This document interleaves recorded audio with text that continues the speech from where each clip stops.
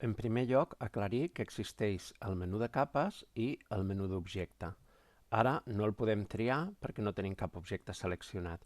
Si triem un objecte i el tenim seleccionat, ara podrem canviar entre la visió d'objecte i la visió de capes. En cada cas hem d'anar seleccionant el menú, però existeix una manera còmoda de fer aquest canvi més automàtic. Si anem a Arxiu, Preferències, en aquest cas no deixaré el treball perquè no em fa falta, i ens anem a l'opció Editor, canvi automàtic entre panell de capes i objectes, i l'activem, i guardem els canvis. Ara, a la que seleccionem un objecte, automàticament ens entra en visió d'objecte, i a la que fem clic fora de l'objecte, automàticament se'n va a la visió de capes. Això ens pot fer més àgil i més còmode el canvi entre un mode de visió i un altre. Igualment podem tenir un objecte i passar a la visió de capes si volem, però ens farà el treball més fàcil.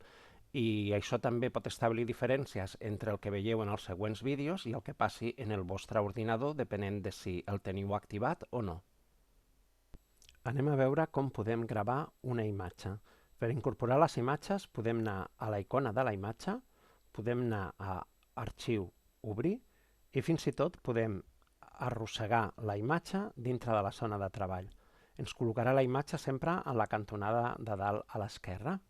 En el cas que sigui una imatge que tingui un color de fons diferents del blanc, podrem veure tota la imatge. Però si triem una imatge que tingui un color de fons blanc, el programa automàticament eliminarà la zona de color blanc. Això farà que el gravat de la figura sigui més ràpid. Quan la màquina estigui gravant, totes les zones on no hi ha zona blanca les ometrà, les saltarà. Si ens apropem, podem veure que encara tenim una imatge que és raster, encara tenim els píxels, i podem comprovar que no ha retallat amb completa precisió la zona blanca, però tot i així ens haurà estalviat temps de gravat. Ara mateix no tenim la informació de la silueta d'aquesta figura i per tant no podríem fer que la màquina retallés aquesta figura per el contorn. Per això haurem de fer més processos. Ara anem a gravar una imatge amb diversos colors. Podem arrossegar la imatge i, al igual que abans, si es tracta d'una imatge amb un fons blanc, el programa automàticament eliminarà aquest fons. Ara, si ho gravéssim, tindríem les zones més fosques gravades amb més intensitat, més clares amb menys intensitat i més clares amb menys intensitat. Però també podem desactivar el gradient i llavors apareixerà aquesta barra que posa brillo d'umbral. Aquí triarem el valor llindar a partir del qual considerarem que hem de gravar o no gravar. I gravarem a tot o res, o completament fosc o sense gravar. Si posem un valor molt baix, només les parts més fosques es gravaran. A mesura que anem pujant, podem anar incorporant diferents colors dels que teníem. Podem, per exemple, incorporar només la branqueta, incorporar el cos de la poma, incorporar la fulla i fins i tot amb un valor molt alt podríem incloure el fons. Així variarem quina és la zona que volem que es gravi. Encara és una imatge que és de tipus raster, que no és vectorial, i el programa no podria retallar-nos la silueta de la poma. I ara treballarem amb una imatge amb una escala de grisos o a tot color. Quan tenim la imatge, aquí ens la mostra en una escala de grisos perquè la tenim en una capa de color negre. Si la nostra capa de treball tingués un altre color, la visualitzaríem en una escala de la gamma de color que haguem triat en el color de capa. Al igual que abans, des del menú tenim el gradient. Si desactivem el gradient, que ara en aquest cas ens faria un gravat cremant les coses més intensament o menys, passem a valors tot o res i podem moure el llindar per tal de determinar una zona o una altra per a aquest gravat tot o res. En aquest gravat asseguraríem que el valor d'aquest gravat és el valor que nosaltres posem a aquella capa i, igual que abans, encara tenim una imatge que és raster, que té els píxels, i que el programa no pot identificar una línia per retallar aquesta silueta. I ara, amb el que sabem, ja podríem crear una peça. Triem la imatge que volem gravar. Aquesta imatge la podem deixar directament en gradient perquè tenia el fons blanc i ja ens han eliminat gran part del fons. En general, podríem desactivar-lo i triar el nivell i això de vegades ens farà un temps de gravat més curt.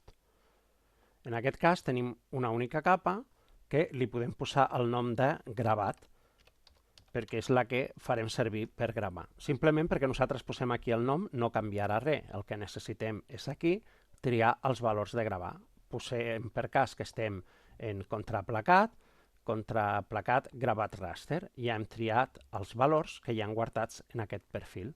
I ara necessitaríem definir una zona per tallar al voltant d'aquest gravat. Podríem, per exemple, dibuixar un cercle. Si vull que sigui exactament rodó, puc venir aquí a la mida i dir-li 12 centímetres, o sigui 120 mil·límetres, i en haver-li donat d'alt i d'ample el mateix valor ja el tindríem completament rodó. Ara el podríem col·locar i ja tindríem la figura que podríem retallar. Però necessitem tenir-la en una capa diferent. Creem una capa nova, ja ens l'ha creat d'un altre color, això ens ajudarà a visualitzar el treball. Seleccionem l'objecte, veieu que està encara de color blau, perquè encara està en la capa de gravat. Li podem dir que la mogui a la capa número 1, que és la capa que hem determinat que seria la capa de tall. I un cop més, no n'hi ha prou en posar-li el nom, això només és per orientar-nos. Nosaltres li hem de dir que aquesta capa és un contraplacat tall, i aquí ens ajusta els valors.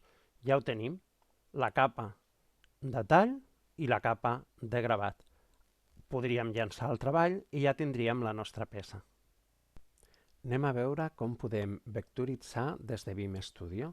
Imaginem que volem fer una castanya com aquesta. Necessitem la silueta per poder retallar-la.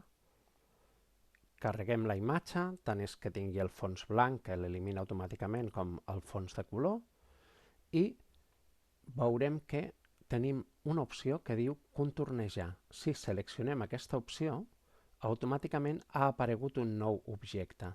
Aquest nou objecte, en principi està tot farcit, però si desactivem l'opció de farcir, podem veure que té les línies de l'objecte original. Aquestes línies no les podem triar per separat. Podem editar-les, veieu que ja té un format vectorial, podríem modificar aquests nodes, però no podem tenir la silueta. Què hem de fer? Hem de descomposar-la. Ara, cadascuna d'aquestes línies ja funciona per separat. Ara mateix podríem eliminar aquestes línies i col·locant aquesta línia en una capa de tall ja podrien retallar una castanya com aquesta. Ara imaginem que volem fer una peça com aquesta. Té tall i té marcat. Carregarem la imatge, li donarem a contornejar i el nou objecte que ens ha aparegut li treurem el farcit per veure totes les línies, el descomposarem i ara tindrem totes les línies en la mateixa capa, per separat però en la mateixa capa. Aquesta capa posarem per cas que sigui la capa de marcat. El marcat és com un tall però superficial, no arriba a separar la peça. I crearem una nova capa que serà la capa de tall. Ara, de les diferents línies, seleccionarem la capa de tall i la enviarem a la capa de tall.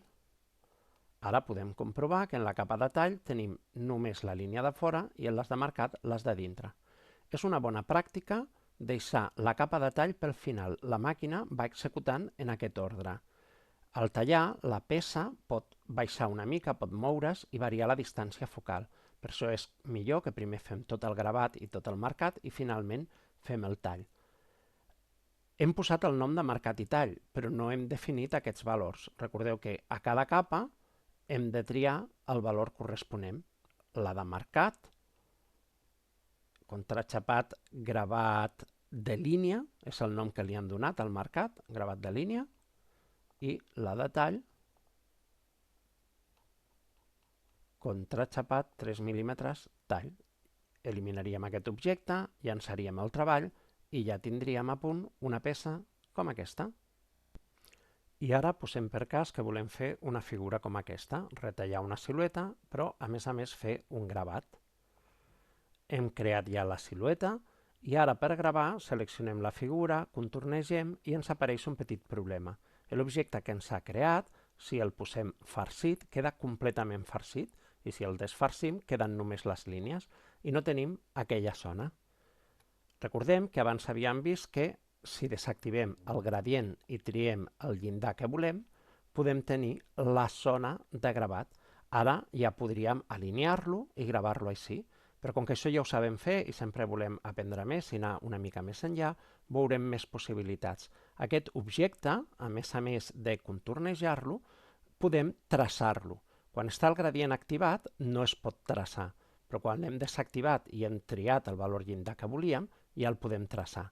Un cop que l'hem traçat, ara el que hem fet és canviar l'objecte. Així com abans contornejar ens creava un objecte nou, aquest el modifica, esborra l'original. Ara això ja no és un objecte raster, és un objecte vectorial. Si faig doble clic, puc accedir als nodes i puc modificar la forma de la figura. Ara desfaré aquest canvi i aquest objecte vectorial el podem tenir sense farcir o farcit.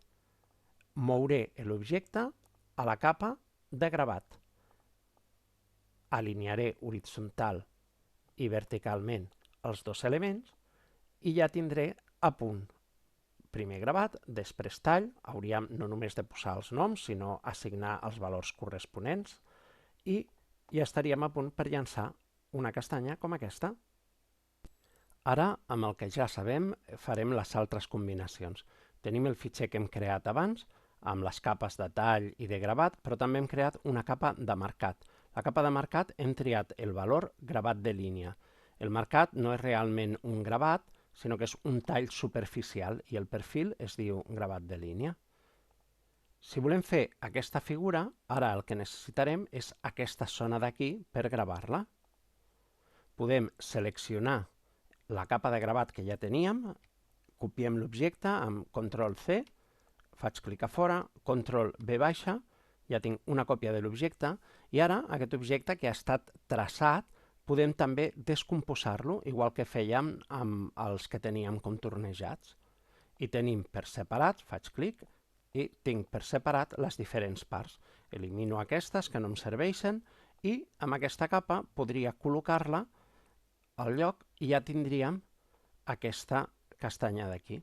En cas que volguéssim aquesta, què necessitem? Aquesta part serà un gravat, però aquesta d'aquí serà un marcat. Seleccionaríem aquest objecte i el mouríem a la capa de marcat. Veiem que té el color de la capa de marcat, però ara mateix està farcit. Per tant, el que faria seria intentar marcar-lo tot. El que hem de fer és, amb l'objecte seleccionat, anar al menú d'objecte i desactivar. Ara ja només tenim les línies. Que tenim? Que aquesta línia exterior primer li farà un marcat, però després la tallarà. No cal que marquem si després hem de tallar per la mateixa línia. Així que podríem seleccionar aquesta figura, descomposar-la i eliminar aquesta corba exterior. Així, primer només marcarem interiorment, després gravarem i finalment tallarem. Si volguéssim fer, per exemple, aquesta figura d'aquí, el que hem de fer és eliminar el que ara estem marcant. Perquè em sigui còmode seleccionar, treuré la capa de gravat, treuré la capa de tall, seleccionaré això i ho suprimiré. Activo les capes i ja podria enviar el treball. Finalment, ens faltarien aquestes dues. En aquestes podem veure que estem fent servir diferents colors. Això que esteu veient aquí és un test de gravat. Són diferents quadrats amb diferents potències i velocitats que donen com a resultat cremats de diferents intensitats. Si ens fem un test en el que indiquem la velocitat i la potència, podem seleccionar colors diferents, per exemple, un color més fosc amb potència 10, velocitat 75, i un color més clar amb potència 10, velocitat 300. Si ara volem fer aquesta figura d'aquí, el que necessitaríem seria tenir en dos capes diferents per poder tenir aquests valors, aquestes dues parts. Tornem al dibuix, aquesta ja la tenim, aquesta seria la part més clara, per tant, en els valors d'aquesta capa de gravat hauríem de posar velocitat 300, potència 10. Però necessitaríem crear una capa nova per posar l'altre gravat. Com que no tenim marcat, podem aprofitar aquesta mateixa capa, li canviaré el nom, posaré gravat 2, i ara necessito la zona que vull gravar. De nou selecciono l'objecte original, trec el gradient, selecciono que el llindar sigui el correcte, traço la figura i ja la tinc a punt. Ara aquesta figura la alinearé amb l'anterior, alineada al mig, alineada horitzontalment. M'ha alineat també aquesta, he de corregir la seva posició, ja ho tenim, i ara l'element està en la capa de tall, per això està de color blau. Seleccionem l'element i el movem a la capa gravat 2. Gravat 2.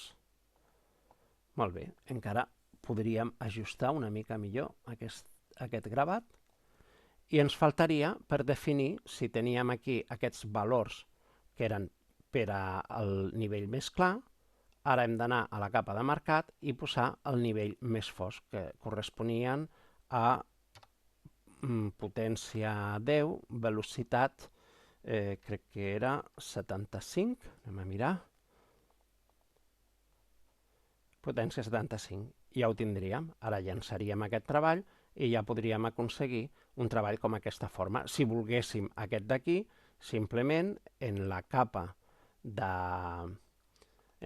tall podríem afegir la zona, el marc exterior que necessitéssim per tal de tallar aquesta figura, i ja ho tindríem. Anem a explorar les operacions booleanes. Crearé un objecte, el copio amb Ctrl+C i enganxo amb Ctrl+V baixa. Ja tinc una parella d'objectes que copiaré i enganxaré 4 vegades per provar els 4 operadors booleans. Provem amb la primera parella. El primer operador és unir. L'aplico i tinc la unió del perímetre exterior de les dues figures. La segona parella, provarem l'operació sostreure. Fixeu-vos que la figura de la dreta és la segona que he creat i per tant ha quedat per sobre.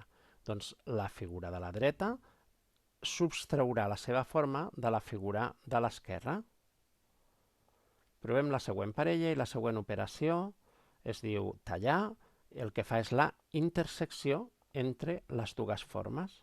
I finalment, la darrera parella, l'operació es diu diferència i uneix les dues figures, però la intersecció la elimina de la figura. Aquestes operacions es poden fer amb objectes que no necessàriament estiguin farcits en el moment de fer l'operació.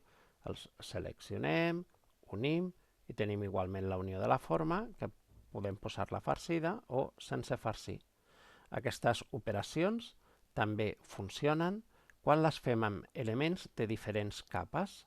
Podem crear dos elements en dues capes, seleccionem els dos, fem l'operació i quedarien units. Abans hem comentat en l'exemple de la sostracció, crearem aquest objecte en una altra capa, com el segon objecte que havíem creat havia quedat per sobre del primer objecte. Però quan estem treballant en diferents capes, l'important és quina és la capa que queda per sobre de l'altra. Com que la capa verda està per sobre, serà la capa verda la que sostraurà a la blava. Tot i que el blau l'haguem fet abans, si la posem per sobre, ara serà el blau el que sostraurà al verd. Fem l'operació de sostreure i veiem com la capa que hem col·locat a sobre, no l'últim element que hem fet, és el que sostreu l'altre. Anem a provar ara l'edició de nodes. Seleccionem una imatge i aquesta imatge la traçarem per fer-la vectorial. I un cop que la tenim traçada podem veure que aquesta línia és una línia doble. Ara imaginarem que volem que sigui una línia simple. Podríem eliminar aquest traçat d'aquí sota i d'aquest d'aquí dalt eliminar la part de dalt i quedar-nos amb aquesta onada connectant-la a les vores. Per això, com que ara tot és un únic objecte, hem de descomposar, fem clic a fora i ja els tenim per separat. Selecciono, suprimeixo, selecciono aquest i l'he d'editar. Puc fer un altre clic a la figura per entrar en el mode d'edició o també puc seleccionar editar trajectòria. Ara el que faré serà seleccionar tots els nodes que vulgui eliminar. Un cop seleccionats faig suprimir. M'apropo en aquesta zona, selecciono, suprimir, vinc a aquesta zona, selecciono, suprimir. Aquest darrer node el seleccionaré i li donaré a desconnectar. Ara mateix ja no tenim un node, tenim dos nodes. Si suprimeixo aquest darrer node, la línia que unia aquest node amb l'anterior també desapareix. Únicament em faltaria triar aquest node, seleccionar-lo, posar-lo a la línia amb la que la volem connectar i per l'altra banda seleccionem el darrer node i el col·loquem al lloc on el volem connectar. I ja tindríem aquesta figura que ara tindria un traçat simple d'una única línia. Anem a explorar ara les eines d'edició de nodes. Seleccionem una trajectòria, anem a editar i apareixen aquests punts que són els nodes. Si fem clic sobre un node sense deixar anar, podem desplaçar-lo. Si seleccionem més d'un node, quan fem clic i desplacem, aquests nodes que estan seleccionats es mouran de manera solidària.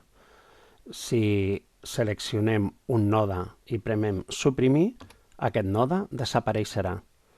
Si posem el punter del ratolí, costa una mica, en algun punt de la línia i apareix el signe més, fent clic farem aparèixer un nou node.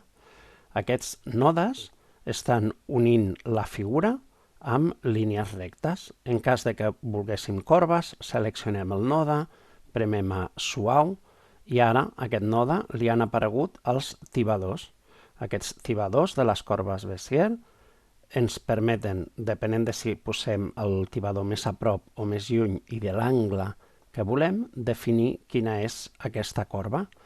Ara mateix aquest node és del format cantonada, que vol dir que els dos tibadors es poden moure independentment sense que un afecti l'altre. Però si aquest node el posem en mode suau, veiem que tenim alineades les dues línies dels tibadors. Podem tenir una més a prop o més lluny sense que afecti a l'altra, però quan canviem l'angle, canvia l'angle de les dues. Si aquest node el posem en mode simètric, ara ja la distància dels dos tibadors serà la mateixa a més de l'angle i no podem moure un sense que ens afecti a l'altre. També podem partir aquesta trajectòria. Si seleccionem un node i li donem a desconnectar, ara mateix aquest node s'ha convertit en dos nodes. La figura ha quedat oberta. Ara quan la seleccionem no tenim l'opció de farcit. Si volguéssim poder farcir això, hauríem de tornar a l'edició de nodes, seleccionar els dos nodes i donar a connectar. Ara mateix aquí sembla com un node fantasma, perquè veiem que tenim un angle i no hi ha cap node, però a la que movem el node ja desapareix. Ara la figura està unida i veiem que si la seleccionem ja podem farcir-la. Anem a veure ara l'edició amb operadors booleans. Imaginem que volem fer una peça com aquesta. Tenim unes línies simples, que ja les tenim aquí preparades, que ens podrien servir per fer el marcat, però necessitem un trajecte tancat que ens delimiti aquesta àrea per poder fer el gravat.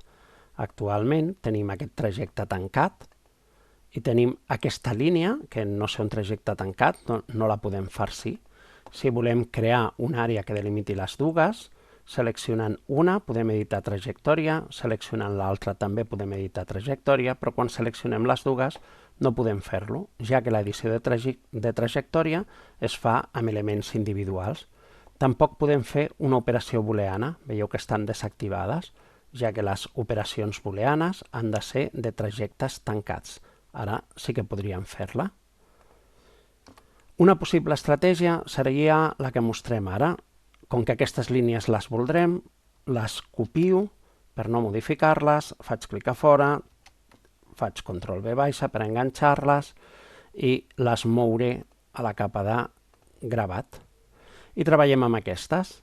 El que faré serà allargar aquesta trajectòria per aquí i unir-les, i així tindré una zona tancada amb la que sí que podré fer una operació booleana amb aquesta altra.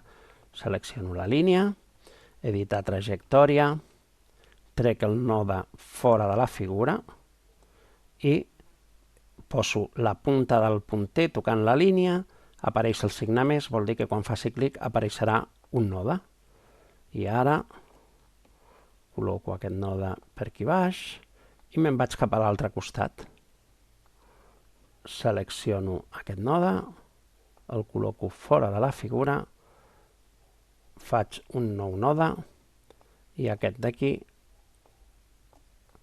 me'l col·loco per aquí baix.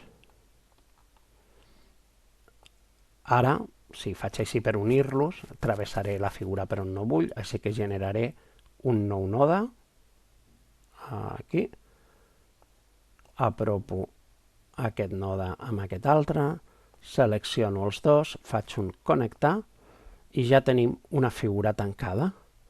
Veureu que ara aquesta figura ja es pot farcir. I ara hem de fer l'operació booleana. Volem que aquesta zona d'aquí restar-la a aquesta altra zona d'aquí. Seleccionem les dues zones. I què observem? Observem que aquesta zona podem veure la seva línia, per tant vol dir que està per davant. Així que serà aquesta la que restarà a aquesta i només ens quedarà aquesta zona que no és el que desitgem. Faig Ctrl Z per desfer i el que hem de fer és aquest objecte, botó dret, traer al frente. Ara, quan seleccionem les dues, ja no podem veure la línia perquè està per darrere. La que està al davant és la que serà restada al que queda al darrere. Fem l'operació booleana i ara sí que tenim la superfície que volíem. Li donem el farcit, ja la tindríem a punt per col·locar al seu lloc. I tindríem una àrea de gravat i tindríem una àrea de marcat. Si volem fer una peça com aquesta, que estigui retallada per aquí, encara podríem crear una capa nova de tall, la podríem col·locar a l'última, ja que és una bona pràctica que el tall es faci després d'haver fet el gravat i el marcat. Això ho torno a posar actiu, i aquesta, que és la zona de tall, la de fora, la podríem moure a la capa de tall. Ja ho tindríem a punt. Només ens faltaria seleccionar cada capa i donar-li els valors que volguéssim. En aquest cas, contraplacat, gravat ràster, per al marcat, contraplacat,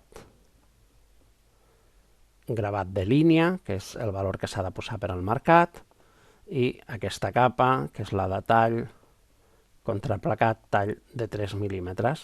Podem venir i comprovar, desactivant, si realment hem alineat bé o no les peces. Un cop les tinguem ben ajustades, tornem a marcar, ja ho tindrien a punt per llançar aquest treball. Per acabar, veurem com afegir una capa de gravat amb una imatge, un fons o una textura a una silueta. Imaginem que volem gravar la nostra castanya amb aquestes fulles de tardor. El primer que farem serà escalar aquest fons perquè les fulles tinguin la mida que nosaltres desitgem a la nostra castanya. Un cop que ja ho tenim a l'escala que ens agrada, aquesta imatge, que és ràster, l'haurem de fer una imatge vectorial. Desactivem el gradient i ara en teoria podríem traçar-la, però com que és una imatge amb moltíssimes línies li costarà molt i potser es penjarà. Farem l'opció contornejar, que és una opció que és més fàcil, triga també uns segons, però és més fàcil que no se'ns pengi. Ara ja ens ha creat aquest objecte que és vectorial i l'objecte original podem seleccionar-lo i eliminar-lo. Aquest objecte el mourem a la capa de gravat. I ara necessitem una altra silueta de la figura, com aquesta, Ctrl+C, Ctrl+V, per tal de poder delimitar la figura. L'hem copiat perquè un cop que la s'unim desapareixerà i volem conservar la silueta per tal de poder fer el tall. Ara ajustem la posició de les fulles de manera que ens agradi com queden un cop que quedi tallat. Seleccionem els dos objectes i passem a fer l'operació booleana. Es diu tallar, el que fa és la intersecció entre les dues figures. La farcim i ja podem ajustar aquest element de gravat amb la nostra silueta de tall.